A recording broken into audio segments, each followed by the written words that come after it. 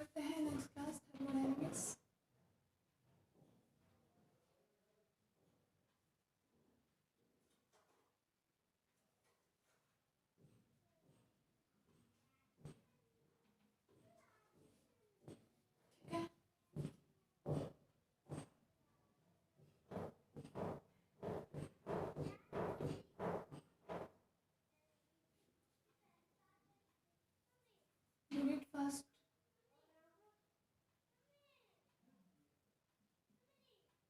Unit first revision. ठीक है, जिन आपके जो भी फ्रेंड्स वगैरह हों जो नहीं दे पा रहे हो क्लास से पहले, जिनका छूट गया हो, आप उन सबको भी इन्फॉर्म कर देना कि फर्स्ट यूनिट का रिवीजन चल रहा है, तो वो लोग अभी क्लास ले लें। ठीक है, फर्स्ट यूनिट में हमने ऑलमोस्ट आपका जो स्टार्टिंग का इनिशियल पार्ट था कि थर्मोडायनेमिक्स का आपका जो भी इंट्रोडक्शन है, क्या क्या उसमें छोटी छोटी टर्म्स वगैरह क्या होती है, 4-5 प्रकार के जो अलग अलग प्रक्रम होते हैं, प्रदोष में संतापी संतापी वगैरह, तो उन सब प्रक्रमों के बारे में हमने पढ़ लिया। वो सब टॉपिक हो गए हमारे कंप्लीट। ठीक है, उष्मागतिकी का जीरोथ लॉ पढ़ लिया आपने और फर्स्ट लॉ भी पढ़ लिया।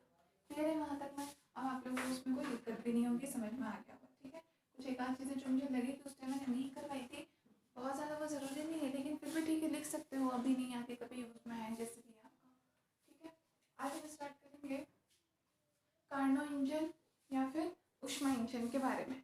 अब आप लोगों को पहले भी करवाया था, ये तो मैंने टॉपिक अच्छे से ही करवाया था, बट पता नहीं आप लोगों को समझ में आया नहीं आया, तो एटलीस्ट ये टॉपिक मैं आपको और करवा दूँगी, उसके बाद मैं रिवीजन नहीं करेंगी, क्योंकि उसके बाद ऑलमोस्ट आपके जो भी टॉपिक्स हुए उनमें ना तो लैंग्वेज से रिलेटेड आपको कोई प्रॉब्लम होगी, डेरिवेशंस वगैरह क्वेश्चंस वगैरह सब अच्छे से करवाए हुए हैं। इसमें कुछ प्रॉब्लम लग रही है तो ठीक है, वो प्रॉब्लम पूछ सकते हो आप लोग, कमेंट सेक्शन में मैसेज कर दो। बाकी कुछ टॉपिक एक बार में समझ में नहीं आता तो वीडियो को 2 बार 3 बार देखो, धीरे धीरे रुक रुक करके देखो, चीज़ों को समझो, सब समझ में आएगा। ठीक है, आज हम किसके बारे में पढ़ेंगे? हीट इंजन, ऊष्मा इंजन।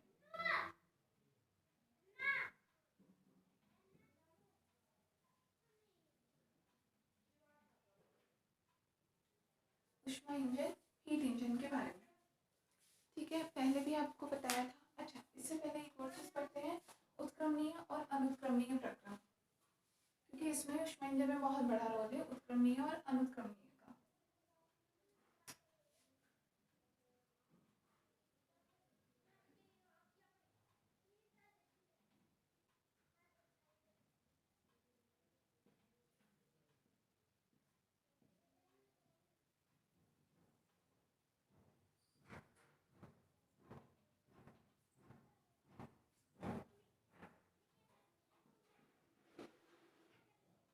ठीक है, अब पहले तो मैंने लास्ट टाइम करवाया था, क्योंकि ये तो आपका ओनली थ्योरी है, दोनों की डेफिनेशन है जो आपके पास लिखी हुई है, तो अभी हम फिर से कोई थ्योरी वोरी लिखने नहीं जा रहे हैं, क्योंकि आपकी वो वाली क्लासेस भी सब ऑलमोस्ट हो चुकी है, जिनमें आपको थोड़ा इंग्लिश हिंदी को लेकर के प्रॉब्लम होता था। ये सब कुछ तो मैंने आपको कम्प्लीटली हिंदी में करवाया था, तो वो लैंग्वेज वाली प्रॉब्लम भी नहीं है।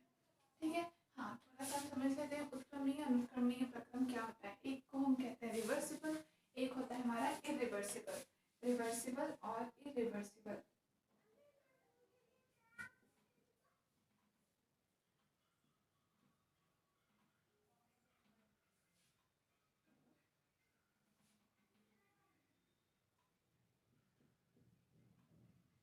रिवर्सिबल एंड इरिवर्सिबल, तो वैसे इन दोनों के नाम से क्लियर है। रिवर्स हम किसको बोलते हैं कि कोई भी प्रक्रम है जिस जिस डायरेक्शन में वो आगे गया उसी डायरेक्शन में वो ऐसे चीज पीछे आ जाए। जैसे हम बोलते हैं गाड़ी रिवर्स लेना। गाड़ी रिवर्स लेने का मतलब क्या होता है? जैसे आप चलते चलते किसी गलत गली में घुस गए, आप क्या करते हो, गाड़ी को वहाँ पे मान लो मोड़ने की जगह नहीं होती, ऐसे में हम रिवर्स लेते हैं, ठीक है, पीछे की तरफ, तो हम क्या करते हैं, उसको बैक गियर में डाल करके और हम बिल्कुल एज इट इज पीछे की तरफ लेते जाते हैं। ठीक है, और हम वापस गली से बैक आ जाते हैं, वो होता है रिवर्स का प्रोसेस। अब मान लो कभी कोई ऐसी जगह पहुंच जाओ जहाँ से वापस रिवर्स लेने की जगह भी नहीं हो, आप जिस डायरेक्शन में गए मतलब इतनी भी जगह नहीं हो, आप उसको बस आगे जाते ही जाना है, या मतलब कहने का मतलब ये, जैसे आप आगे गए और आपके पीछे ही 10 गाड़ी और आ गई, अब आप रिवर्स भी नहीं ले सकते, तो आपको उसी में आगे आगे जाना पड़ेगा। आगे जाके आपको कहीं ना कहीं से रास्ता ढूंढना पड़ेगा वापस वहाँ से बाहर निकलने का, तो वो क्या कहला जाएगा? इरिवर्सिबल कहला जाता है। बस इतना से डिफरेंट होता है। यहाँ हम क्योंकि बात कर रहे हैं थर्मोडायनेमिक्स के रिस्पेक्ट में, इसलिए हम यहाँ पर क्या बोलेंगे कि कोई ऐसा प्रक्रम है, हर प्रक्रम पे अब हमने देख लिया, हम कुछ ना कुछ क्या करते हैं उसमें एक्सटर्नल पैरामीटर्स हम अप्लाई कर रहे हैं।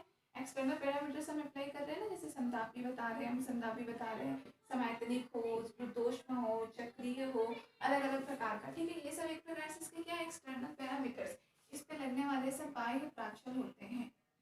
किसी में कोई ना कोई प्राचल इस पे ज़्यादा हावी होता है, जैसे हम किसी एक को कांस्टेंट रख लेते हैं, बाकी सब में कुछ ना कुछ चेंज कर देते हैं, इस तरीके से, ठीक है। तो अब ये जो भी बाह्य प्राचल आप किसी भी प्रक्रम में लगाते हो, उन सभी बाह्य प्राचलों को लगाने के बाद में भी, ठीक है, कोई भी आपने इसकी बाह्य अवस्था आपने कैसी भी लगा दी, कुछ भी इस पे अवस्था परिवर्तन आपने कर दिया, तो उन सब में परिवर्तन आपने किया, परिवर्तन के बाद भी अगर हम विपरीत दिशा में लगाएं, वही के वही सारे परिवर्तन कैसे लगाएं, हम विपरीत दिशा में लगाएं, अपोजिट डायरेक्शन पर लगाएं, तो हमें क्या हो जाए, अगर वही का वही प्रक्रम प्राप्त हो जाए जो कि हमें सीधी दिशा में लगाने पर मिला था। सीधी दिशा में लगाने पर से मतलब ये है कि जैसे अभी हमने इस पर कोई भी अलग प्रक्रम, कोई भी बाह्य पैरामीटर है, बाह्य प्राचल है, या कोई बाह्य अवस्था हमने इस पर किसी पहले एक डायरेक्शन में हमने लगा दी, एक डायरेक्शन में लगाई, तो हमारा ये जो भी पूरा जो हमारा निकाय है, सिस्टम है, मान लो पानी का है, बर्फ का है, कुछ भी चीज़ है, इसमें कुछ ना कुछ हमें परिवर्तन दिख जाएगा। क्लियर है, वो परिवर्तन हो गया। अब हम वही के वही पैरामीटर्स वापिस अपोजिट डायरेक्शन में लगा दें, तो क्या हमें इससे वापस इस द्रव की या ये जो भी पदार्थ है इसकी पूर्व अवस्था मिल जाएगी क्या? फॉर एग्जाम्पल जैसे हम क्या करते हैं, पानी होता है, नॉर्मल पानी है, नॉर्मल पानी को हम क्या करते हैं, टेम्परेचर देते हैं। अब हमने उस पर बाह्य पैरामीटर कौन सा लगा दिया, टेम्परेचर का दे दिया, ठीक है। पानी उसको आपने टेम्परेचर लगाया, तो वो आपने उसको और ज़्यादा ताप दिया, तो किस में परिवर्तित हो जाती है, वाष्प में, गैस में बदल जाती है। तो यहाँ पर आपका जो एक्सटर्नल पैरामीटर है वो कौन काम करता है, टेम्परेचर काम करता है, वो वाष्प में बदल जाती है। और वाष्प को अगर आप ठंडा करो, जिसको हम संघनन भी कहते हैं, तो वाष्प को अगर ठंडा करो तो ठंडा करने पर वापिस हमें पानी मिल जाता है क्या, मिल जाता है, ठीक है। अमाउंट में थोड़ा सा फर्क जरूर पड़ता है, एक्जैक्टली उतना नहीं, क्योंकि थोड़ा बहुत वाष्प हमारे वातावरण में चली जाती है, वो हमें वापस नहीं मिल पाती, लेकिन फिर भी वो बहुत कम सा फर्क होता है।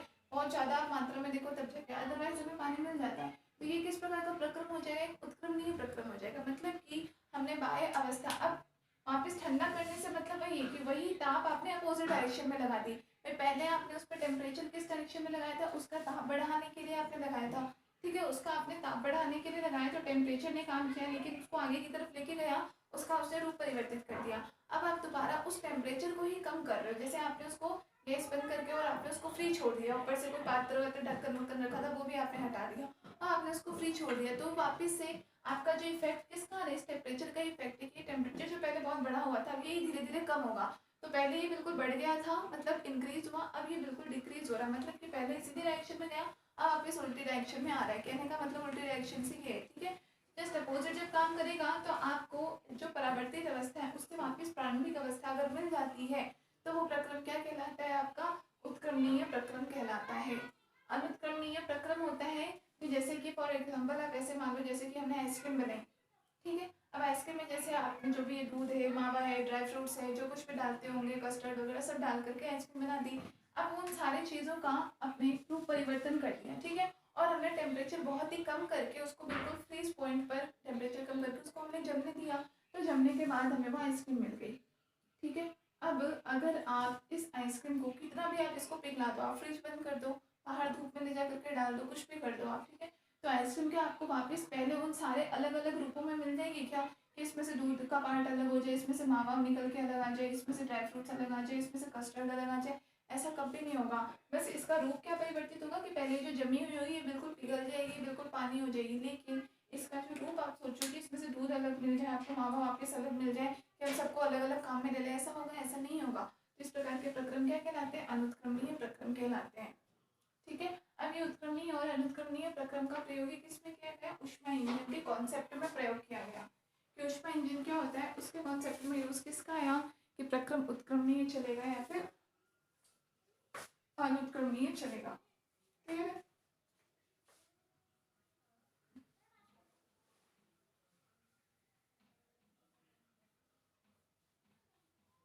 तो अलग अलग एग्जाम्पल्स के थ्रू इन चीज़ों को याद रखा करो। ज़रूरी नहीं है कि मैंने जैसे आपको कॉपी में लिखवाया आप as it is definition exam में लिख करके आओ, वो कोई ज़रूरी नहीं होता। आपको जिस तरीके से फॉर्मूला या तो चीज़ सही होनी चाहिए। अब अपनी तरफ से कोई और एग्जाम्पल आपको अच्छा लगता है, कोई और एग्जाम्पल आप दे करके आ जाओ। ज़रूरी भी नहीं है कि हमेशा उत्क्रमणीय अनुत्क्रमणीय प्रक्रम हमें देना है डेफिनेशन, तो हम इसमें कोई ना कोई फॉर्मूला बीच में घुसाएं, ऐसा भी ज़रूरी नहीं है। नॉर्मली आपको थ्योरेटिकली जो इसकी डेफिनेशन याद है, जो फॉर्मूला आपको सही होना चाहिए वो फॉर्मूला आप दे करके आ जाओ, ठीक है। इसीलिए अभी मैंने आपको जैसे अलग एग्जांपल्स दिए, आप कहीं और मान लो कुछ पढ़ो, बुक पढ़ो, कुछ और चीज़ पढ़ो, आपको कुछ अलग एग्जांपल मिल जाए, तो हर तरीके से याद करो। क्लास एक बार ले ली, एक बार हमने नोट्स बना लिए, उसका मतलब ये नहीं कि हम हर चीज़ एज इट इज़ कॉपी में से लाइन टू लाइन याद करें।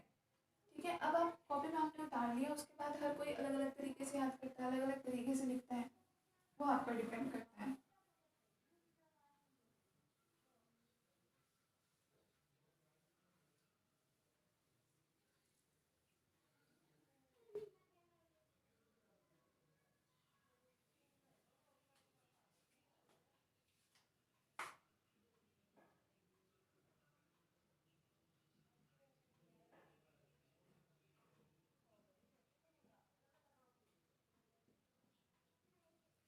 Heat engine.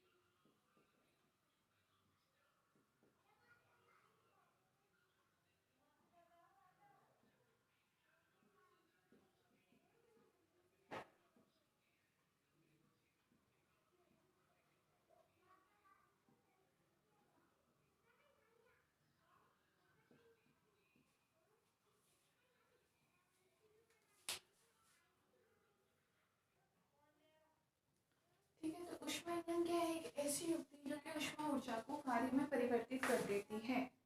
लिखा ये डेफिनेशन मुझे पता नहीं, पहले आप लोगों को मैंने लिखवाई थी या नहीं लिखवाई थी, तो शॉर्ट में अगर इनकेस आप लिखना चाहते हो तो लिख सकते हो। मतलब कि ऊष्मा इंजन टोटल मिलाकर के एक ऐसी डिवाइस बनाई गई, एक ऐसी डिवाइस जहाँ पर क्या हो, आप ऊष्मा दो किसी तरीके से, उस ऊष्मा के थ्रू आपका इंजन काम करेगा और इंजन से आपका कुछ ना कुछ काम होगा।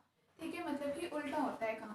ऊष्मा तो जैसे जनरली, जैसे हमने वही बात कही स्टार्टिंग में, तो मैंने थर्मोडायनेमिक्स की आपको डेफिनेशन बताई थी, तो हमने दोनों एग्जाम्पल इसके बताए थे क्या, कि थर्मोडायनेमिक्स में दोनों चीज़ें होती है, कार्य से ऊष्मा भी जनरेट की जाती है और ऊष्मा से कार्य में भी परिवर्तित किया जाता है। ठीक है, कार्य से ऊष्मा, जैसे कि हम हाथों को रब करें और हाथ गर्म हो जाते हैं, तो ये हमने कार्य किया और ऊष्मा मिली। ऊष्मा से कार्य का एग्जाम्पल है जैसे कि ऊष्मा इंजन, यहाँ ऊष्मा लेता है, जो भी इंजन होता है, इंजन उसका काम करता है और वहाँ से फाइनली हमारा कार्य होता है। कार्य मतलब जो भी है, जैसे कितने भी आपकी जो अलग अलग इंडस्ट्रियल एरिया में कितनी सारी मशीनें होती है, उन सब में अलग अलग काम होता है मशीनों में। तो कितनी मशीनें ऐसी होती है जहाँ पे कुछ ना कुछ एनर्जी दी जाती है, उस एनर्जी से पूरी मशीन काम करती है और उससे आपका जो भी फाइनल काम है वो किया जाता है। ठीक है, तो वो क्या कहलाता है? आपका ऊष्मा इंजन कहलाता है। अब बात करें तो ऊष्मा इंजन के लिए मेनली ज़रूरी चीज़ क्या है?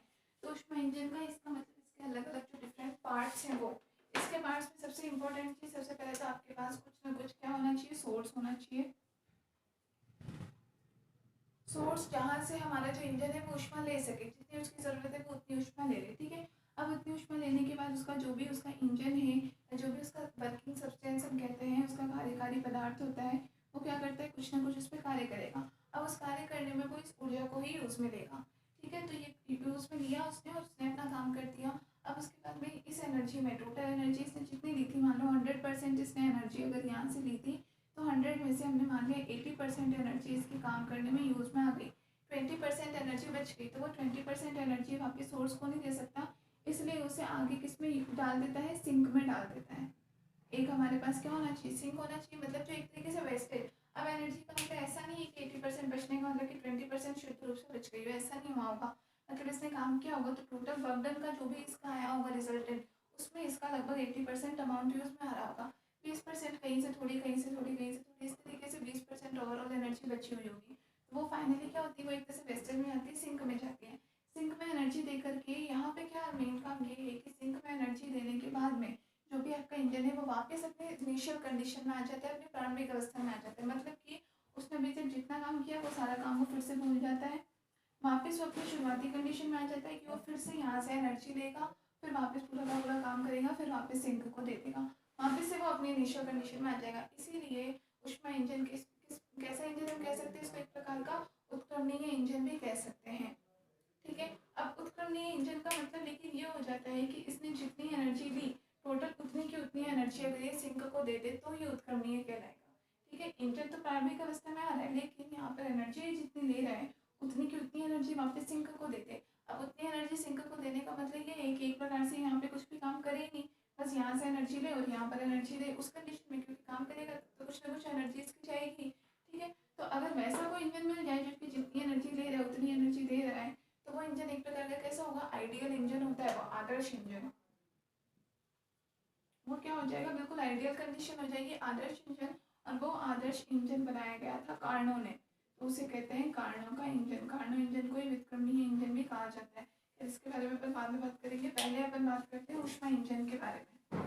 ठीक है, कि अभी हमें इतना प्रोसेस ओनली ध्यान रखना है कि एक ऐसा इंजन जो कि कोई भी ऊष्मा स्रोत आप उसको दो, उस ऊष्मा स्रोत से कुछ ना कुछ ऊष्मा वो लेगा, उसका जो भी इंजन है वो काम करेगा, और उसके बाद जो बची हुई एनर्जी होगी, जो भी वेस्टेज होगा, वो उसको सिंक में डाल देगा। तो इस तरीके से कंप्लीट प्रोसेस होगा, और यहाँ पर क्या होगा कि ऊष्मा ऊर्जा से हमें कार्य की प्राप्ति होगी। क्लियर है ये। अब इसमें सबसे मेन चीज़ जो होती है पढ़ने वाली, वो इसमें ये होती है कि इसके आप तीनों अलग अलग पार्ट्स जो हैं, इसके मेनली पार्ट्स कौन कौन से होते हैं वो पढ़ो, इसका डायग्राम देखो, और इससे बनने वाला जो भी इससे आने वाले जो भी एग्जाम्पल्स आपको मिले वो एग्जाम्पल्स आप पढ़ लो। तो ठीक है, इसमें मेन पढ़ने वाली चीज़ यही होती है, जो सब कुछ हम पहले ऑलरेडी लिख भी चुके हैं। ठीक है, तो हम शॉर्ट शॉर्ट में इसका डायग्राम देख लेते हैं।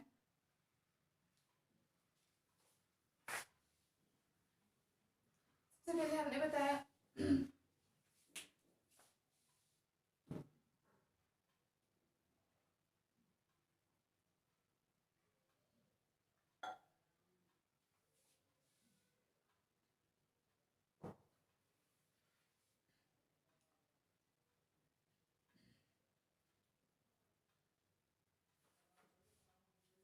देखो, डायग्राम की बात करें, यहाँ पर एक तो होता है आपका सोर्स।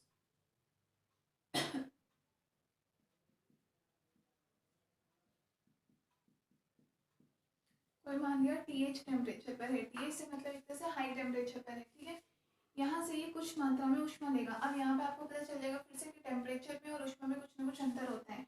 यहाँ से इसने QH ऊष्मा ली। ठीक है, तो इस ऊष्मा का जो टोटल मेजरमेंट है, इसकी माप है, वो है TH, इसका टेम्परेचर बता रहा है। लेकिन TH में से अगर ये कुछ मात्रा में कुछ अमाउंट लेना चाहता है तो किस रूप में लेगा, ऊष्मा के रूप में लेगा। तो QH ऊष्मा इसने ले ली। यहाँ पर ये मान लिया हमारा इंजन है, तो इंजन यहाँ पर कुछ ना कुछ काम करेगा। ठीक है, इंजन अपना काम कर लेगा, और जो बची हुई ऊष्मा होगी QC ऊष्मा बच जाएगी, जो कि ठंडी होगी। यहाँ से बिल्कुल गर्म देगा, हीट होता है क्योंकि बहुत ज़्यादा टेम्परेचर पर होता है, हाई टेम्परेचर पर होता है, इसलिए इसका टेम्परेचर बहुत ज़्यादा होने के कारण ये गर्म होता है। जबकि बाद में जो बची हुई टेम्परेचर होती है, बची हुई ऊष्मा होती है, उसका टेम्परेचर कैसा होता है, बहुत कम हो जाता है। इसीलिए हम उसे शो करते हैं QH से, सॉरी TH से, TC। ये हो जाएगा हमारा ऊष्मा सिंक। ऊष्मा सिंक जिसका टेम्परेचर हो गया TC, कितनी ऊष्मा मिली इसको, QC ऊष्मा मिली, तो इसका टेम्परेचर कितना हो जाएगा, TC हो जाएगा। अब बच गई बात कि इंजन ने काम कितना किया, तो इंजन के द्वारा किया गया जो काम होगा W किसके बराबर होगा, QH माइनस QC के बराबर। मतलब कि टोटल एनर्जी इसने कितनी उठाई थी, वहाँ से ऊष्मा स्रोत से इसने QH ऊष्मा उठाई, और वापस इसने दे कितनी दी, QC ऊष्मा दे दी। तो उसके बीच में जो जितना एनर्जी का डिफरेंस आया है, वो एनर्जी इसका मतलब कहाँ यूज़ में आई है, क्योंकि यहाँ और कुछ काम तो हो नहीं रहा, इंजन पर ही वो एनर्जी यूज़ में आई है। मतलब कि इंजन ने अपने काम करने में इनका जितना भी डिफरेंस है उसके बराबर एनर्जी उसने यूज़ में दे दी। तो ये क्या कहलाएगा, आपका किया गया कार्य कहलाता है। क्या होता है ऊष्मा इंजन, क्या होता है आपका ऊष्मा इंजन का फॉर्मूला, फॉर्मूला क्या, सॉरी डायग्राम। इससे यहाँ से आप इसका वर्किंग प्रोसेस भी समझ सकते हो। वर्किंग प्रोसेस मतलब कि इसके कार्य करने का तरीका क्या होगा, कि एक कोई स्रोत होगा हाई टेम्परेचर पर, वहाँ से कुछ अमाउंट में ये ऊष्मा लेगा, ये ऊष्मा इंजन इस पर कार्य किया जाएगा, इसको हम W इंजन भी लिख सकते हैं, W इंजन। ठीक है, दूसरी ऊष्मा दे देगा, तो इसके द्वारा किया गया कार्य कितना होगा, इन दोनों ऊष्माओं का डिफरेंस के इक्वल।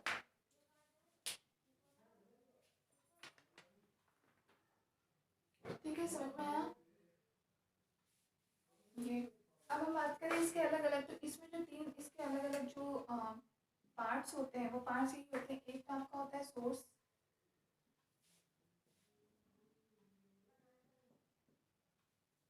दूसरा होता है आपका कार्यकारी पदार्थ,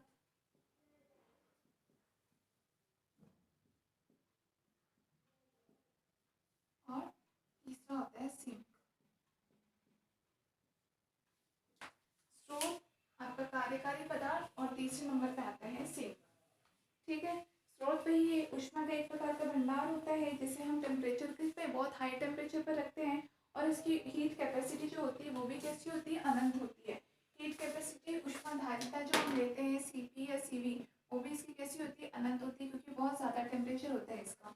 क्लियर है, ये होता है अपना स्रोत का काम। दूसरा होता है कार्यकारी पदार्थ।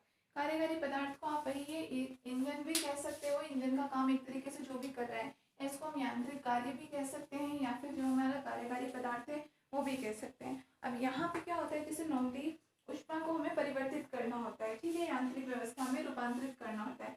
उसके लिए मेनली जो सबसे इजीली यूज में लिया जाता है वो एक पिस्टन यूज में लिया जाता है। मतलब कि एक खोखला सिलेंडर हम ले लेते हैं, एक कोई भी खोखला सिलेंडर है जिसके ऊपर हमारा कोई पिस्टन लगा हुआ है, ये इसके ऊपर ऐसे यहाँ पे एक पिस्टन लगा हुआ है, तो पिस्टन से हम उसको उसका प्रेशर जो है वो हम अलग अलग कर सकते हैं, ठीक है। उस पर दाब ज़्यादा लगाना है, कम लगाना है, क्योंकि इसके द्वारा क्या किया जाता है, यहाँ जो बहुत हाई टेम्परेचर होता है, इस हाई टेम्परेचर को थोड़ा सा कम किया जाता है जिससे कि हमारा इंजन काम कर सके, क्योंकि बहुत ज़्यादा हाई टेम्परेचर पर भी उसको काम करने में प्रॉब्लम होती है। तो सबसे पहले तो यहाँ पर हम कोई सा भी पिस्टन वाला खोखला एक सिलेंडर ले लेते हैं, ठीक है। उसके अंदर हमारा कोई ना कोई यहाँ कार्यकारी पदार्थ होता है, उसको रखा जाता है। अब उस कार्यकारी पदार्थ का काम क्या होता है, तो वो कार्यकारी पदार्थ जो होता है वो ऊष्मा ग्रहण करके और उस पिंड जो भी हमारा जो पिंड है उसको गति, पिस्टन है उसको गति प्रदान करता है, जिसके कारण क्या होता है, जो सिलेंडर की दीवारें, अच्छा सिलेंडर की जो दीवारें होती हैं वो भी कुछ किस टाइप की बनी हुई होती हैं, यहाँ से ये जो दीवार हो रही है तो कैसी बनी होती है, कुछ अलग। क्यों, ताकि यहाँ से जो हीट है वो बाहर नहीं निकल पाए, और नीचे यहाँ से इस जगह से इसका जो पेंदा होता है ये होता है सुचालक। क्यों ये सुचालक होता है, क्योंकि इसी जगह से जो भी हमारा ऊष्मा स्रोत है वहाँ से एनर्जी लेता है, तो यहाँ से एनर्जी लेता है, लेगा तभी जब ये कैसा होगा, कंडक्टर होगा, इसलिए यहाँ से इसका पेंदा तो बनाया जाता है सुचालक, जबकि इसकी दीवारें कुचालक है, ताकि बीच में कोई भी और एनर्जी यहाँ पर वेस्ट नहीं हो पाए, ठीक है। इसके अंदर हमारा कोई भी कार्यकारी पदार्थ रख देते हैं, वो कार्यकारी पदार्थ मतलब क्या होता है, जैसे उसको हीट मिलेगी तो वो फिर काम करने वाली अपनी कंडीशन में चेंज हो जाता है, ठीक है, अपना रूप परिवर्तित कर लेता है, और उसके बाद वो जो भी हमारे इंजन है या जो भी आपकी यांत्रिक व्यवस्था है उसको इतनी गति दे देता है कि ताकि वो अपना काम कर सके, ठीक है। यही पोर्शन होता है हमारे कार्यकारी पदार्थ का। क्लियर है। तीसरे नंबर पे आपका क्या आता है, तीसरे नंबर पे आपका होता है सिंक। सिंक भी एक प्रकार का ऊष्मा भंडार ही होता है, जैसे ऊपर वाला हमने ऊष्मा भंडार लेते हैं वैसे ये भी होता है, लेकिन इसका टेम्परेचर जो होता है वो बहुत ही ज़्यादा कम रखा जाता है।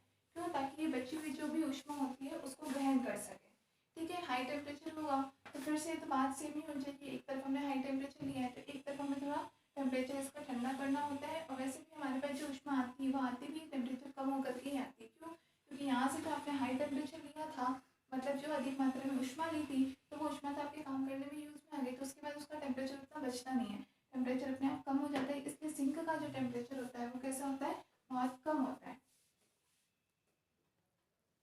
ठीक है। ये होती है हमारी ऊष्मा इंजन का पूरा प्रोसेस।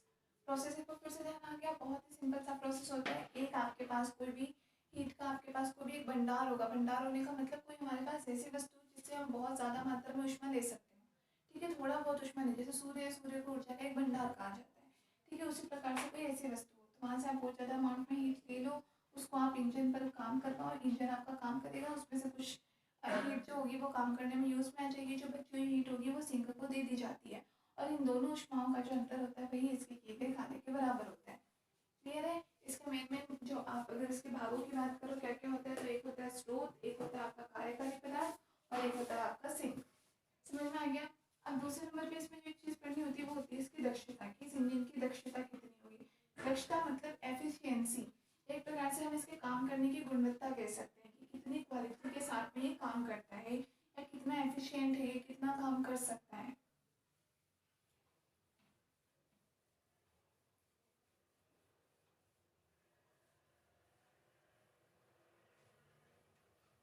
ठीक है, तो दक्षता जो अपना होता है, दक्षता इसे प्रदर्शित किया जाता है ईटा से।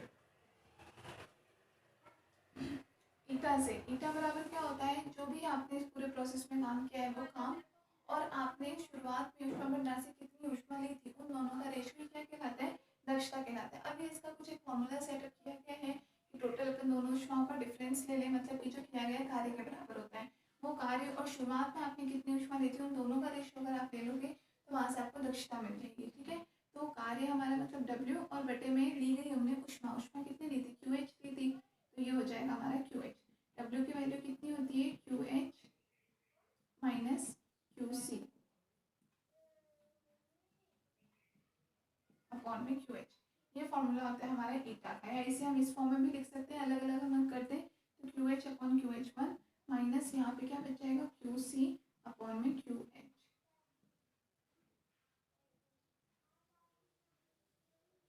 ईटा बराबर, ठीक है, 1 माइनस QC अपॉन में QH। ये क्या कहलाती है, किसी भी कार्नो इंजन की दक्षता कहलाती है।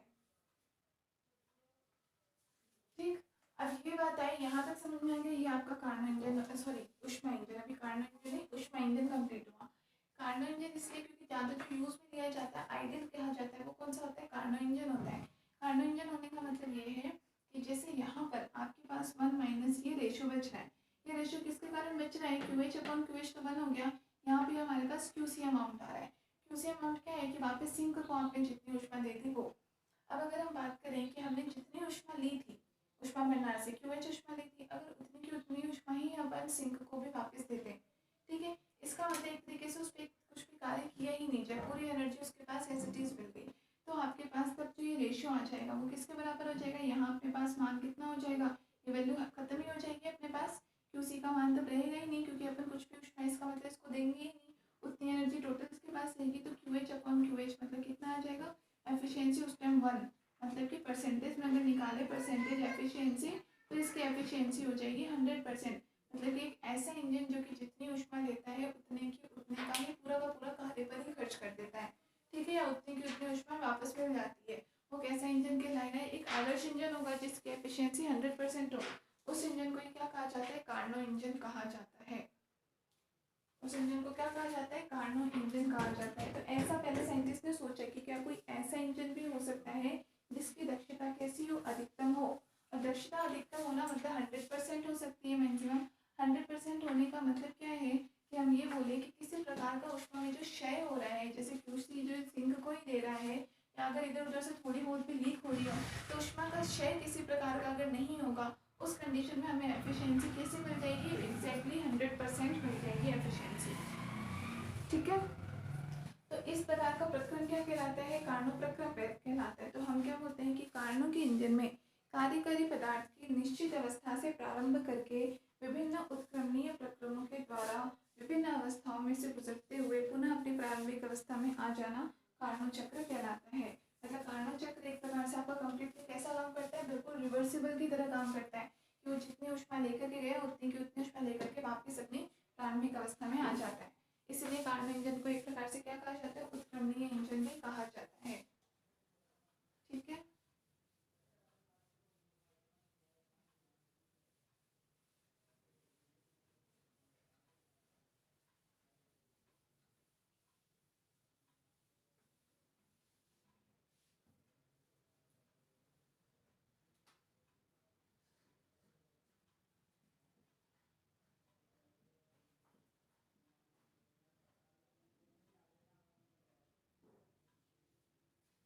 कार्नो इंजन, ठीक, तो कार्नो इंजन के लिए सबसे पहले देखो, इससे पहले क्या हुआ, जब ऊष्मा इंजन बना तो उसमें ये देखा गया कि कुछ ना कुछ अमाउंट में ऊर्जा आपकी वेस्ट भी जा रही है, जो कि सिंक में जा रही है, ठीक है, इसलिए उसकी दक्षता भी बहुत ज़्यादा अच्छी नहीं हो पाई, थोड़ी में थोड़ी कम होती थी, ठीक। अब उसके बाद में बात हुई कि क्या हम ऐसा इंजन भी प्राप्त कर सकते हैं कि जहाँ पर ये जो जितनी भी इसकी दक्षता में कमी आ रही है हम उसको कंप्लीट कर सकें।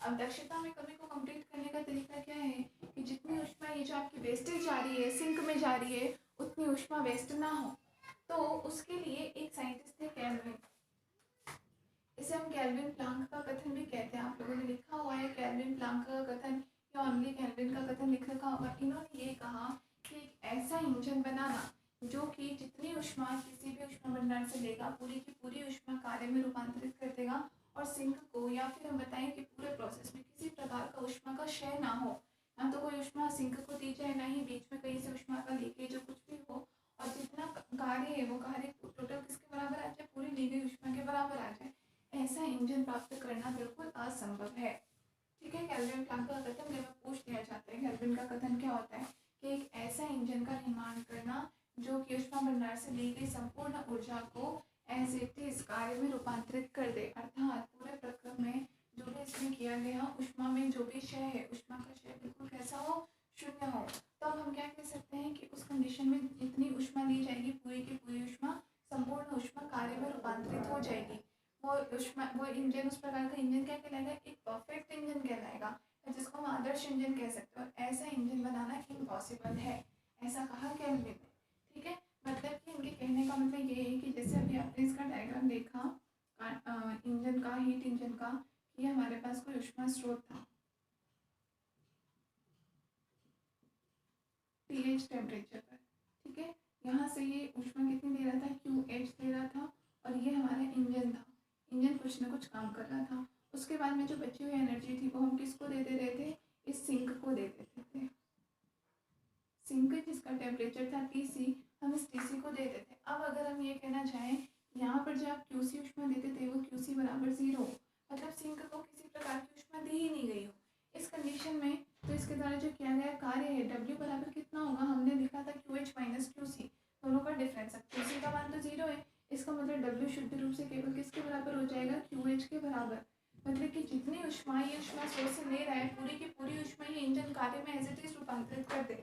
1% भी इसकी ऊष्मा जो है इधर उधर किसी काम में वेस्ट नहीं जाए। क्या ऐसा इंजन बन सकता है, तो केल्विन ने मना कर दिया कि ऐसा बनाना असंभव है। ठीक है, केल्विन के मना करने के बाद ये क्या कहलाता है, केल्विन का कथन कहलाता है। ठीक है, केल्विन के मना करने के बाद में आइडिया आया कार्नो इंजन का। तो कार्नो ने एक प्रकार का ऐसा इंजन बनाया जिसे कि उसने कार्नो इंजन के नाम से हम जानते हैं। और उस इंजन में ये माना गया कि यहाँ पर जो भी हमारा प्रोसेस होगा वो पूरा प्रोसेस कुछ इस टाइप का होगा कि इसमें जितनी ऊष्मा ली जाएगी संपूर्ण ऊष्मा कार्य में ही रूपांतरित होगी, किसी भी प्रकार का ऊष्मा क्षय इस पूरे प्रोसेस में नहीं होगा। इसीलिए कार्नो इंजन को क्या कहा जाता है, एक प्रकार का उत्क्रमणीय इंजन कह लो या फिर आदर्श इंजन भी कहा जाता है। ठीक है, उत्क्रमणीय इंजन भी कहा जाता है कार्नो इंजन। होता कैसा है, कम्प्लीटली इमेजिनरी होता है, बिल्कुल काल्पनिक होता है। ये केवल एक सोची हुई चीज़ है। रियल में जितनी भी हमारी मशीनरीज होती है, जो भी उसमें हम लेते हैं, किसी में भी ऐसा प्रोसेस नहीं होता, 100% एफिशिएंट कोई भी नहीं होता है कि जितनी एनर्जी आप उसको दो उतनी की उतनी एज इट इज वो आपको वापस कार्य में रूपांतरित कर ले, वो या उतनी की उतनी एनर्जी वापस दे दे। क्योंकि कार्नो इंजन को हम कैसा कह रहे हैं, एक इसमें उत्क्रमणीय इंजन होता है।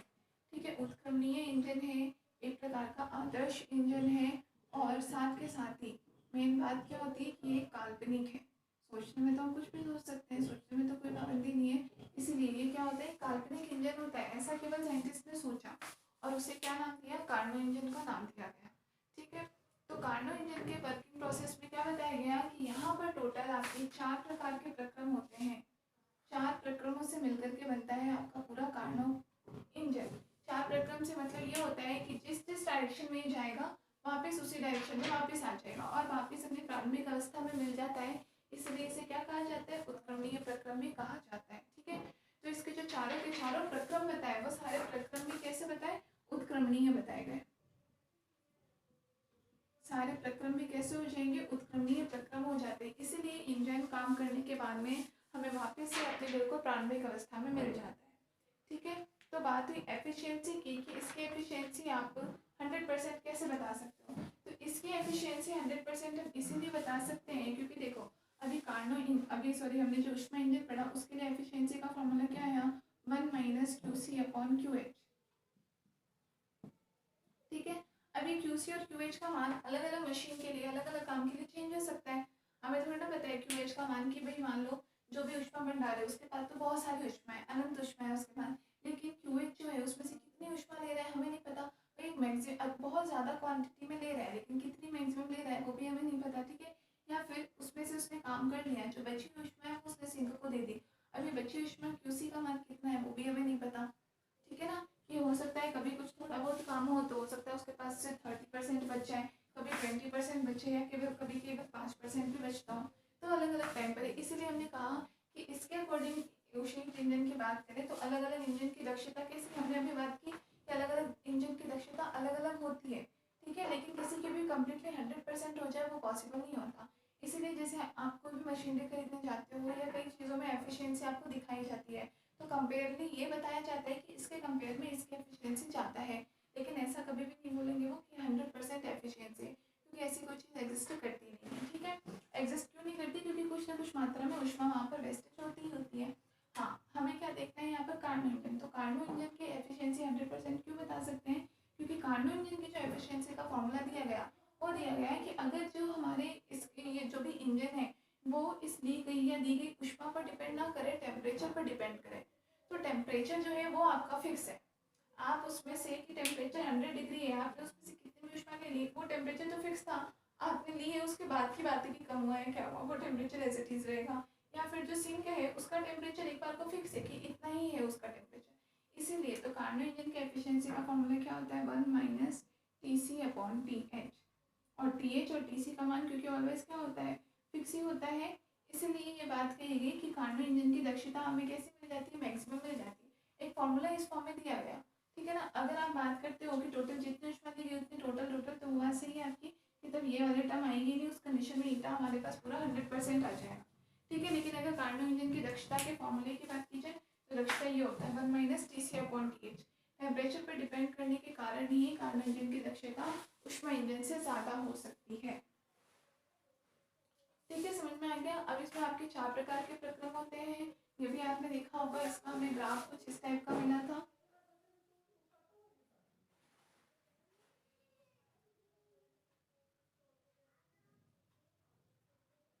ये इस टाइप का हमें ये चारों के चारों प्रक्रम मिलते हैं। ठीक है, पहले दो प्रक्रम में क्या होता है? प्रसार होता है। बाकी दोनों प्रक्रम में क्या होता है? संपीड़न होता है। सबसे पहले ये हमारा क्या बताता है? समतापी प्रसार। और ये सब आप लोग पढ़ चुके हो, मैं उतना डिटेल में बताऊंगी भी नहीं। समतापी प्रसार ये हमारे क्या होता है? रुद्धोष्म प्रसार। उसके बाद एज इट इज संपीड़न होता है, तो ये होता है समतापी संपीड़न।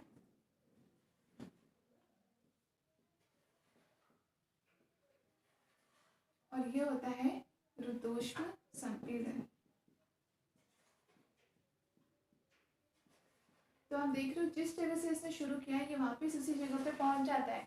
इसीलिए इसे एक साइक्लिक प्रोसेस भी कहा जाता है, कंप्लीट साइकिल बनाता है, मतलब चक्रीय प्रक्रम भी कहा जाता है और उत्क्रमणीय प्रक्रम भी कहा जाता है। समझ में आ गया। अब इन चारों प्रक्रम में अलग अलग किया गया कार्य क्या होता है, या अलग अलग जो भी हमारे पास मान के आते हैं वो हमने पूरी अच्छी खासी डेरिवेशन की हुई है पहले। ठीक है, तो आई होप आप लोगों को वो करवाने की जरूरत तो नहीं होगी। एटलीस्ट मुझे क्यों फिर से आपको पूरी डेरिवेशन करवाऊँ, है ना। ठीक है, इतनी बात तो हमारे समझ में आ गई। अब अगर हम एक बात करते हैं कंपेयर की, जैसे हमने पहले भी देखा था। अच्छा, यहाँ पर आपको ईटा का एक और फॉर्मूला भी ध्यान होगा। ठीक है, एक और फॉर्मूला हमारे पास ईटा का आया था। मैंने आपको इसलिए बताया था क्योंकि उसमें आपका एक न्यूमेरिकल आया हुआ था। ध्यान है आप लोगों को? देखो, मैं जैसे जैसे पढ़ाती जा रही हूँ ना, अपनी कॉपी साथ में खोल करके रखो। ये नहीं कह रही ऐसी चीज़ आप लोग लाइन टू लाइन वापस उतारो, आपका रिवीजन काम चल रहा है। जिन स्टूडेंट्स को पहले समझ में नहीं आया था वो फिर से यहाँ से समझ सकते हैं। पुरानी क्लास में फिर से देखो, ये क्लास में फिर से देखो, तो आई होप दोनों क्लासेस देखने के बाद आपको समझ में आ जाएगा। जिन बच्चों को पहले अच्छे से समझ में आ गया था उनका थोड़ा सा रिवीजन का काम हो जाएगा कि फिर से जो मेन पॉइंट है, फॉर्मूले हैं, ग्राफ हैं, ये आपके फिर से समझ में आ जाएंगे। ठीक है ना। और ओनली इतना ही पढ़ेंगे हम रिवीजन में, ऐसा नहीं मैं फिर से आपको पूरे कोर्स का रिवीजन नहीं करवाऊंगी। ओनली फर्स्ट यूनिट के लिए थोड़े बच्चों ने कहा था, इसलिए केवल फर्स्ट यूनिट का करवा रही हूँ। ठीक है, वैसे अब अपन जहाँ जिस टॉपिक पर आ गए हैं ऊष्मा इंजन, और यहाँ से तो प्रॉब्लम्स खत्म हो गई थी आई होप, है ना। यहाँ से तो मतलब क्योंकि सब कुछ समझ में आ गया था, आप लोग थोड़ा हैबिचुअल हो गए थे थर्मोडायनेमिक्स के, इसमें क्या कैसे पढ़ना है इसके बारे में। देखो, इसमें आपको ध्यान हो तो ईटा का, इसकी दक्षता का एक और सूत्र हमने देखा था। क्या देखा था? ईटा बराबर ये भी होता है 1 माइनस 1/ρ पावर गामा माइनस 1। देखा था फॉर्मूला, और इस पे बेसिक न्यूमेरिकल भी करवाया था। अब ये फॉर्मूला कहाँ से आया था वो थोड़ी डेरिवेशन में आपको जाना पड़ेगा। तो डेरिवेशन पहले की क्लास में करवाया हुआ है, बहुत ही अच्छे से करवाया हुआ है, आपको ध्यान रखना है। ये फॉर्मूला भी आपको ध्यान रखना है, क्यों? क्योंकि इससे आपके न्यूमेरिकल्स आए हुए हैं। तो डायरेक्ट फॉर्मूला ध्यान रहेगा तो बेटर रहेगा, नहीं तो इतना पूरा निकालने थोड़ा बैठोगे वहाँ पे, इसलिए। क्लियर है? ये आपके कार्नो इंजन की दूसरी प्रकार की भी डेफिनेशंस दोनों के दोनों हो गई। गामा यहाँ पे हमने बताया था जो भी आपका CP/CD का रेशियो होता है किसके बराबर होता है? गामा के बराबर होता है। तो इसके लिए CP और CD दोनों का रेशियो होता है आपका गामा। ठीक है, CP/CD वो पूरा हमने फॉर्मूला किया हुआ है, वहाँ से आप लोग कर सकते हो। इस पर भी जो मैंने कराया कभी तो डायरेक्टली आप लोग देख सकते हो। ठीक है, तो आपको दोनों में डिफरेंस समझ में आ गया, कार्नो इंजन में और जो नॉर्मल हम ऊष्मा इंजन लेते हैं उन दोनों में। ये ध्यान रखना, ऊष्मा इंजन ही वास्तविक है, रियल में ऊष्मा इंजन ही होता है। कार्नो इंजन एक इमेजनरी चीज़ है, हमारी ओनली थॉट्स की बात है, ठीक है। दोनों की दक्षता का फॉर्मूला कई बार आ जाता है, दोनों की दक्षता के फॉर्मूला उस पर बेस्ड कुछ न्यूमेरिकल्स हमने एक दो किए भी थे, वो आप लोगों को ध्यान होंगे, इजी से आते हैं न्यूमेरिकल्स, ठीक है, वो समझ में आ गया होगा। अब हम बात करें इनमें कुछ 2-3 पॉइंट्स की, तो देखो कार्नो इंजन की जो दक्षता होती है, ठीक है, क्योंकि कार्नो इंजन कैसा माना जाता है, बिल्कुल एक आइडियल इंजन माना जाता है, इसीलिए हम किसी चीज़ को कंपेयर करते हैं तो कार्नो इंजन से ही कंपेयर करके देखते हैं, ठीक है। तो जो हमारे पास दक्षता होती है ईटा कार्नोट, ईटा कार्नोट से कंपेयर करके देखते हैं किसी भी अन्य इंजन की दक्षता को। अब अगर किसी अन्य इंजन की दक्षता है हमारे पास ईटा, सिंपली ईटा है, किसी भी ऊष्मा इंजन की दक्षता ईटा कार्नोट है, कार्नो इंजन की दक्षता। अगर किसी भी अन्य ऊष्मा इंजन की दक्षता ईटा कार्नोट से ज़्यादा हो जाए, कार्नोट इंजन की दक्षता से ज़्यादा, तो वो इंजन हमेशा कैसा होगा, असंभव होता है, इम्पॉसिबल होता है, क्योंकि कार्नो इंजन की दक्षता तो हमने आइडिया बताई है, बिल्कुल 100% देता है, उससे ज़्यादा तो किसी का हो नहीं सकता। तो कभी किसी कंडीशन में आपके पास ये आ जाए तो कैसा होगा, असंभव होगा। जो इसमें ध्यान रखने वाली बात वही है, अगर ईटा बराबर आ जाए ईटा कार्नोट का, इसका मतलब जो भी हमारा ये जो ऊष्मा इंजन है ये भी कैसा है, उत्क्रमणीय होगा, क्योंकि कार्नो इंजन उत्क्रमणीय होता है, तो ये ऊष्मा इंजन भी उत्क्रमणीय होगा, ठीक है। तीसरा हम देखते हैं कि अगर ईटा लेस देन आ जाए ईटा कार्नोट, तो आपके पास ये इंजन, इसका मतलब कैसा होगा, अनुत्क्रमणीय होगा।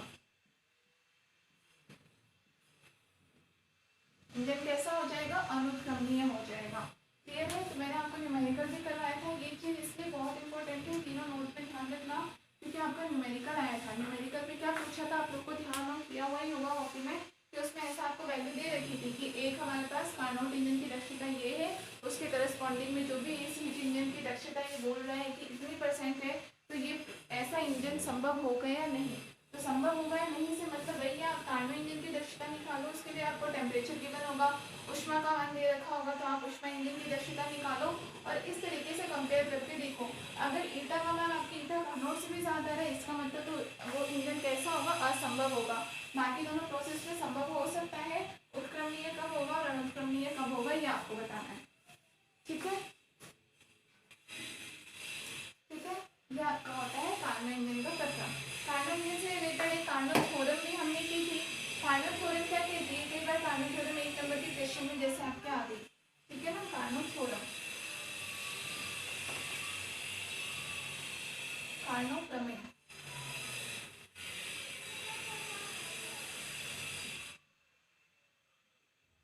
तो कार्नो प्रमेय यही कहता है कि कोई भी दो टेम्परेचर के बीच में काम करने वाले जितने भी इंजन हैं, कोई भी दो टेम्परेचर आप TH ले लो, TC ले लो, किसी भी दो टेम्परेचर भले ही अलग अलग हो, लेकिन इनके बीच में काम करने वाले जो भी इंजन होंगे उसमें से किसी की भी दक्षता कार्नो इंजन से ज़्यादा नहीं हो सकती।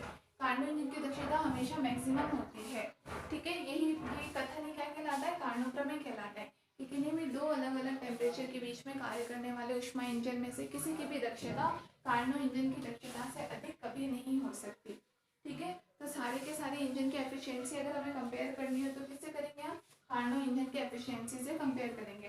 और इसका एक बहुत ही अच्छा एग्जांपल हमने देखा भी था, आप लोगों के कॉपी में हो ही रखा होगा कि हमने दो टेम्परेचर कौन सा ले लिया था, हमने जैसे 1000 केल्विन है और हमने इसके सिंक का टेम्परेचर ले लिया था 500 केल्विन, ठीक है। तो ये टी की वैल्यू तो क्या थी, दोनों में फिक्स ही थी, TH था या TC, ये मान तो दोनों में फिक्स ही था। अलग अलग हमने क्या कर दिया था, यहाँ पे जो QH और QC का मान है वो हमने तीनों प्रोसेस में अलग अलग कर लिया था। जैसे एक में हमने 150 ले लिया था, एक में हमने 175 ले लिया, एक में हमने 100 और 25 ले लिया, ठीक है ना। कि मतलब यहाँ से हम ऊष्मा तो कितनी ले रहे हैं, QH का मान भी हमने फिक्स रखा 100 केल्विन ले रहे हैं, ये QC का मान सब में अलग अलग चेंज होगा, क्योंकि हमने पहले भी कहा कि इस प्रक्रम में कितनी ऊर्जा यूज में आ रही है वो हमें पता नहीं होता, ठीक है। इसीलिए जो QC है उसका अमाउंट हमेशा अलग अलग होता है, तो उसके बेस पे आपके सबकी जो एफिशिएंसी आएगी वो अलग अलग आएगी। आप उसको कंपेयर किससे करोगे, कार्नो इंजन की एफिशिएंसी से। उसके लिए आपके पास दोनों टेम्परेचर का मान है, तो कार्नो इंजन की एफिशिएंसी निकालो और उससे तीनों को कंपेयर करके देख सकते हो कि कौन सा प्रक्रम असंभव होगा, कौन सा उत्क्रमणीय होगा, कौन सा अनुत्क्रमणीय होगा, ठीक है। इसके डेरिवेशन से रिलेटेड हमें देखा जाए कि टोटल इसमें क्या गया, कार्य कितना होता है, या फिर अगर हम बात करें कि इसके लिए जो भी अलग अलग प्रक्रम है हमने प्रत्येक के लिए अलग अलग किया गया कार्य निकाला था और वहाँ से हमें इसकी टोटल एफिशिएंसी वगैरह मिलेगी। तो वो सब डेरिवेशंस आपके ओपी में हो ही रखे हैं, तो वो फिर से आई होप रिपीट करवाने की ज़रूरत नहीं है। इससे रिलेटेड हमने न्यूमेरिकल्स वगैरह भी सब कर ही लिए थे।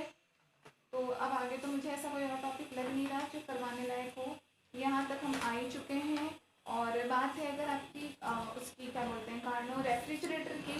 कार्नो रेफ्रिजरेटर या शीतलक आप उसको बोलोगे, तो शीतलक में हमने देखा है कि जस्ट इसका उल्टा होता है। जस्ट इसका उल्टा होने का मतलब ये हो गया कि क्योंकि आप जैसे फ्रिज देखते हो, फ्रिज हमारे घरों में होता है। फ्रिज में क्या होता है, अंदर का टेम्परेचर कैसा होता है, बहुत ही ठंडा होता है। ठीक है, फ्रिज के अंदर का टेम्परेचर तो ठंडा होता है, लेकिन फ्रिज के पीछे तरफ मैंने पहले भी आपको बताया था एक ट्रे जैसा लगा होता है, जिसमें कभी कभार कुछ कुछ दिनों में आप देखो तो थोड़ा बहुत आपको पानी भी इकट्ठा दिखाई देता है। और वहाँ आप थोड़ा सा हाथ हल्का सा लगा करके देखो दूर से, तो आपको वहाँ पे थोड़ा गर्मी दिखाई देगी। इसका मतलब हम जैसे उसमें कुछ भी फ्रिज में अगर हम कोई सा भी कुछ भी चीज़ डालते हैं जिसमें थोड़ी बहुत भी हीट होती है, वो क्या करता है, उसकी पूरी की पूरी हीट ले करके जो भी हमारा खाने का सामान है उसको बिल्कुल वो ठंडा कर देता है, और उसकी जो पूरी हीट होती है उसको वो बाहर निकाल देता है। ठीक है, ये फिनोमिना होता है फ्रिज का। इसका मतलब यहाँ पर क्या होगा, आपके पास जो मेन टेम्परेचर होगा, जैसे भी अभी हम टीए से टेम्परेचर ले रहे थे और टीसी को दे रहे थे, सिंक को टेम्परेचर दे रहे थे। अब आपके पास उल्टा होगा, जो आपके पास ये जो गर्म उष्मा का जो भी भंडार था आपके पास, टीएच था। ठीक है, और नीचे सिंक आपके पास क्या था, ठंडी उष्मा का भंडार था, टीसी था। ठीक है, तो हम टीए से उष्मा ले रहे थे, सिंक काम करवा रहे थे और हम फिर सिंक को दे रहे थे। अब यहाँ पे उल्टा होगा, पहले आप टीसी से यहाँ पर क्या करोगे, क्यूसी एनर्जी लोगे, क्यूसी उष्मा आप टीसी से लोगे। उसके बाद आप हीट इंजन है, तो यहाँ पर इंजन पर कार्य किया जाता है, इंजन के द्वारा कार्य नहीं किया जाता है, इंजन पर कार्य किया जाएगा और फिर इन दोनों का रेशियो ये कार्य किया जाएगा और इन दोनों का फिर जो भी अमाउंट बच जाएगा क्यूएच, वो किसको दिया जाता है, हॉट को दे दिया जाता है। ये जो हॉट रिजर्वायर होता है फ्रिज में, रेफ्रिजरेटर में, वो बाहर की तरफ लगा होता है।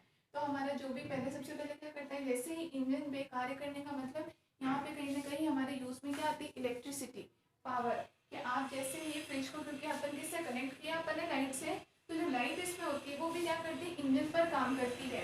इंजन को उष्मा कहाँ से मिलती है, जो भी इसका इसके अंदर जो भी इसमें कूलिंग का जो हमारे पास लगाया होता है, जहाँ से टेम्परेचर लेता रहता है, तो बहुत ही ठंडा टेम्परेचर लेता है। फिर इंजन पर काम किया जाता है, तो काम ये दोनों मिलकर भी क्या करते हैं, जो भी वो खाना होता है, जो भी आपने उसमें चीज़ रखी है, उसमें जितना भी अमाउंट में हीट है, उस अमाउंट हीट को हटा देते हैं, उसका टेम्परेचर एकदम ठंडा कर देते हैं। और जो बची हुई जो भी थोड़ी बहुत गर्म हीट होती है, उसे वो टीएच, ये जो उष्मा भंडार होता है, इसके थ्रू वो फ्रिज से बाहर भेज देते हैं। इसीलिए फ्रिज के अंदर का टेम्परेचर कैसा होता है, बहुत ही कम होता है। क्लियर है, ये होता है आपके फ्रिज का टेम्परेचर। फ्रिज का टेम्परेचर क्या मतलब, रेफ्रिजरेटर जो भी है, रेफ्रिजरेटर का पूरा फिनोमिना।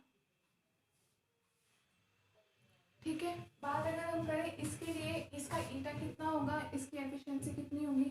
जैसे एफिशिएंसी के लिए हमने कार्नो इंजन के लिए फॉर्मूला क्या लिया था, जो भी किया गया कार्य है, और बटे में हमने लिया था कि जो हमारे पास उष्मा हमने ली है स्रोत से। ठीक है, यहाँ पे उल्टा हो जाएगा, पहले हमारे पास आ जाएगा कि दी गई उष्मा कितनी है, तो उष्मा है हमारे पास क्यूसी और अपॉन में किया गया कार्य, तो यहाँ पर कार्य हमारे पास कितना आ जाएगा, QC minus Q H. QC उष्मा हमने यहाँ से ली और उसमें से क्यूएच उष्मा लास्ट में हमने दे दी, तो जो इन दोनों का रेशियो है वो किसके बराबर आ जाएगा, हमारे पास डब्ल्यू के बराबर आ जाएगा। ठीक है, क्यूसी माइनस क्यूएच के इक्वल। समझ में आ गया ये। या फिर अगर आप रेफ्रिजरेटर है, अब रेफ्रिजरेटर भी इसी तरीके से कार्नो रेफ्रिजरेटर भी होता है, तो कार्नो रेफ्रिजरेटर से हम वही होगा कि वो किस पर डिपेंड करेगा, हमने टेम्परेचर पर डिपेंड करेगा। इसका मतलब उसके लिए हमारे पास फॉर्मूला क्या हो जाएगा, अगर हम कार्नो रेफ्रिजरेटर के लिए भी अगर हम बात करें, कार्नो रेफ्रिजरेटर, तो उसके लिए हमारे पास दक्षता क्या आ जाएगा, ये टी सी अपॉन में T C minus T H. ये हमारे पास हो जाएगा कार्नो रेफ्रिजरेटर की दक्षता।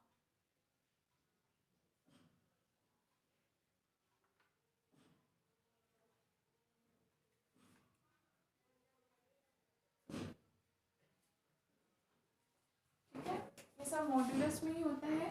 कभी नेगेटिव वैल्यू भी आए तो वो ओनली डायरेक्शन का फर्क है, उससे कोई फर्क नहीं पड़ेगा आपके। ठीक है, वैल्यू मॉड्यूलस में होती है। ये हमारे पास क्या आती है, कार्नो इंजन की, सॉरी कार्नो रेफ्रिजरेटर की दक्षता। तो रेफ्रिजरेटर आप लोगों को कोर्स में शायद बहुत ज़्यादा नहीं है, फिर भी थोड़ा बहुत मैंने बता दिया है। रेफ्रिजरेटर में भी दोनों चीज़ें होगा, नॉर्मल रेफ्रिजरेटर और कार्नो रेफ्रिजरेटर। तो कार्नो रेफ्रिजरेटर में भी वही बात कही कि अगर हमारे पास कोई ऐसा रेफ्रिजरेटर मिल जाए हमें कि जिसमें जो थोड़ी बहुत उष्मा भी जो बाहर कहीं जा रही है, उस उष्मा को भी हम किस में यूज़ में ले लें, रेफ्रिजरेटर के अंदर ही जो भी हमने पदार्थ रखा है उसको ठंडा करने में ही काम में ले लें, तो हमारे पास हमारा जो काम है वो जल्दी हो जाएगा, हमारे इंजन की दक्षता उस कंडीशन में बढ़ जाएगी। तो उसके लिए हमारे पास ईटा कार्नोट आया रेफ्रिजरेटर के लिए, और उसकी वैल्यू फॉर्मूला हो जाता है ये। ठीक है, ये रेफ्रिजरेटर का हो गया आपका फिनोमिना। इसमें भी वही 4 प्रोसेस होते हैं, मतलब जस्ट आपका कार्नो इंजन का बिल्कुल अपोजिट होता है, इससे आपको अलग से याद करने की जरूरत नहीं है। कार्नो रेफ्रिजरेटर, कार्नो इंजन समझ लो, उसी का जस्ट उल्टा करते जाओ, वो बिल्कुल क्या बन जाएगा आपका कार्नो रेफ्रिजरेटर।